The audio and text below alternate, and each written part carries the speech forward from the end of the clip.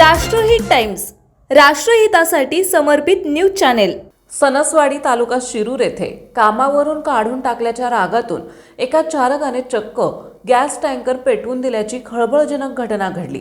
या प्रकरणी शिक्रापूर पोलिसांनी सोपान उत्तम चव्हाण या चालकावर गुन्हा दाखल केला असून त्याने कंपनीचा नायट्रोजन गॅस टँकर पेटवून सार्वजनिक सुरक्षेलाही धोका निर्माण केला होता। मिळालेल्या माहितीनुसार सणसवाडी येथील सिनर्जी कंपनीच्या मालकीच्या MH12 NX 2819 या नायट्रोजन गॅस टँकरवर सोपान चव्हाण हा चालक म्हणून कार्यरत होता। मात्र मागील काही दिवसांपासून तो दारू पिऊन वाहन चालवत असल्याने कंपनी व्यवस्थापनाने त्याला कामावरून काढून टाकले होते। याच रागातून सोपानने संतापून टँकरच्या पुढील भागात आग लावून दिली। सुदैवाने परिसरातील नागरिकांनी तत्परता दाखवत टँकरला लागलेली आग विझवली, ज्यामुळे मोठी दुर्घटना टळली।